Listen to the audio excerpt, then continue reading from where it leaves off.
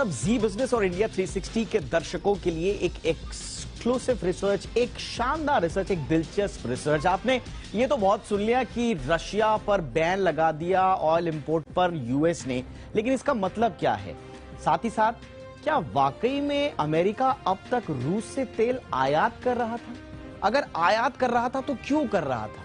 Saudi अरब से मंगा सकता है, दूसरी जगहों से मंगा सकता है, रशिया से तेल इंपोर्ट करने की जरूरत क्या है? अच्छा, एक और दिलचस्प बात यह कहा जाता है कि खुद अमेरिका तो बहुत बड़ा उत्पादक है तेल का, तो फिर रशिया से, जिसकी परंपरागत रूप से दुश्मनी है उससे वो तेल इंपोर्ट क्यों करता था? ये कहानी बड़ी दिलचस्प है।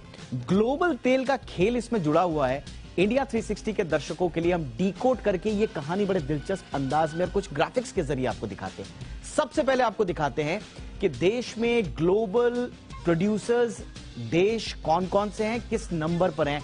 आप जानकर चौंक जाएंगे कि अमेरिका देश दुनिया का सबसे बड़ा ऑयल प्रोड्यूसर है। जी हां, सबसे ज्यादा तेल का उत्पादन पूरी दुनिया में अगर कहीं होता है तो वो अमेरिका में होता है। कितना होता है? पूरी दुनिया का उत्पादन का 20% अमेरिका में उत्पादन होता है। इसके बाद जो नंबर आता है वो आता है सऊदी अरब का, और ये 12% है। 12%। लेकिन इसके नीचे जरा आप गौर कीजिए, 11%। और ये 11% कौन है? ये है रशिया। बेसिकली आपको बताएं कि सऊदी अरब और रूस के बीच में एक तरह से वॉर चलती है। कभी ये सेकंड नंबर पर आ जाता है, कभी ये सेकंड नंबर पर आ जाता है, लेकिन सबसे बड़ा अमेरिका, उसके बाद सऊदी अरब या रूस, उसके बाद कनाडा का नंबर है, चाइना का, इराक का, यूएई का, ब्राजील का, ईरान और कुवैत। अब ईरान देखिए कितना नीचे है। जब भी कभी ऑयल इंपोर्ट की बात हो रही होती है तो या तो सऊदी अरब का नाम लिया जाता है जो ओपेक को लीड करता है, और इसके बाद रशिया, ओपेक प्लस, और सीधा नंबर आता है ईरान का। लेकिन ईरान में कितना उत्पादन हो रहा है ग्लोबल? सिर्फ 3%। अब इसका खेल समझिए दरअसल क्या है। अगर इतना बड़ा उत्पादक है अमेरिका, तो फिर जो तीसरे नंबर का देश है उससे इंपोर्ट क्यों कर रहा है? ऐसी क्या जरूरत आन पड़ी? तो आपको दिखाते हैं दूसरे ग्राफिक्स के जरिए कि क्यों इंपोर्ट करता है अमेरिका रशिया से तेल। देखिए, अमेरिका में जो तेल की खपत है वो कितनी है? उत्पादन पहले देखिए, उत्पादन कितना है? 18.40 मिलियन बैरल पर डे का उत्पादन खुद अमेरिका करता है। 18.40 मिलियन बैरल पर डे, कितना बड़ा नंबर है सोचिए। लेकिन उसकी जो जरूरत है वो कितनी है? 18.12 मिलियन बैरल प्रतिदिन की उसकी खपत है। यानी कि जो खपत है वो और जो उत्पादन है वो पर्याप्त है। इजीली जितना भी वो पैदा करता है, तेल उत्पादन कर रहा है, आराम से उसके लिए वो प्रोडक्शन हो सकता है। लेकिन फिर भी इसके बावजूद 7.86 मिलियन बैरल का आयात क्यों? और अपने आयात का 10% के आसपास रशिया से इंपोर्ट करता है अमेरिका क्यों?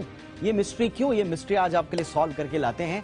ये अमेरिका में भी आजकल इस बारे में बड़ी चर्चा हो रही है कि अचानक से लोगों को पता चला कि अरे हम रशिया से इतना सारा तेल इंपोर्ट क्यों करते हैं जब हम दुनिया के सबसे बड़े प्रोड्यूसर हैं। तो देखिए, इसकी कहानी छुपी है दरअसल जो क्वालिटी है उसमें और जो प्रोडक्शन कैपेसिटी है, रिफाइनिंग कैपेसिटी है उसमें।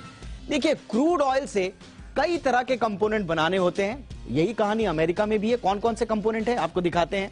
इन कंपोनेंट में आपका गैसोलीन है, इसमें जेट फ्यूल है, पेट्रोल डीजल है। सारे कंपोनेंट्स क्रूड ऑयल से निकलते हैं। यानी कि क्रूड ऑयल जब आपके पास अनरिफाइंड फॉर्म में आता है, क्रूड के फॉर्म में आता है, उसके बाद आप इसको रिफाइन करते हैं और फिर डीजल, गैसोलीन, जेट फ्यूल वगैरह बनाते हैं। अब दिक्कत क्या है? अमेरिका का जो क्रूड है वो लाइट और स्वीट है, यानी कि सल्फर कम है। अब एक मिनट, अब मैंने यहां पे लिखा है दिक्कत, मैंने आपसे कहा दिक्कत ये कि लाइट और स्वीट। कहा यह जाता है कि अगर लाइट है और स्वीट है तो वो अच्छा क्वालिटी का तेल होता है, क्योंकि उसमें सल्फर कम होता है। तो फिर ये दिक्कत कैसे हुई? ये तो अच्छी बात है, अगर प्योर फॉर्म में अमेरिका में तेल है तो ये तो बहुत अच्छी बात है। कम सल्फर है तो दिक्कत कहां? उसमें तो लागत भी कम आनी चाहिए। प्रॉब्लम क्या है? असली प्रॉब्लम है ये, अमेरिका की जो रिफाइनरीज हैं वो हैवी क्रूड को रिफाइन करने वाली हैं। क्यों? दरअसल आज तक खुद का प्रोडक्शन नहीं कर रहा था बहुत लंबे समय तक। बाहर से जो सऊदी से और दूसरी जगह से जो इंपोर्ट होके तेल आ रहा था उसकी यूनिट्स लगी हुई हैं अमेरिका में, और वो तेल आता था इम्प्योर तेल, हैवी क्रूड, जिसमें सल्फर बहुत ज्यादा है।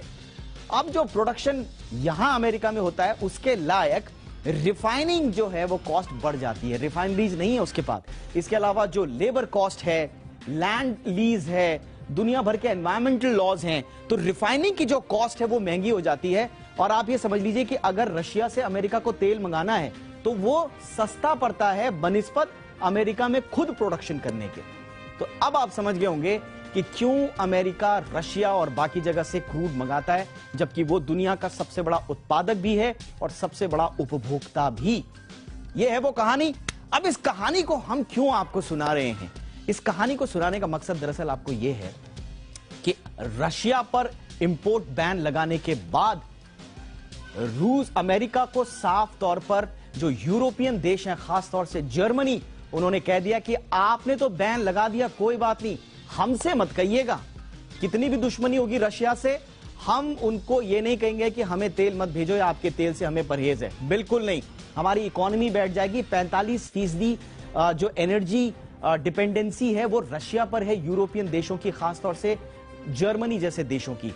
तो अब क्या कोई फायदा होगा अमेरिका के बैन से? जी हां, क्रूड ऑयल की कीमतें बढ़ जाएंगी, एक नुकसान तो ये होगा ही होगा।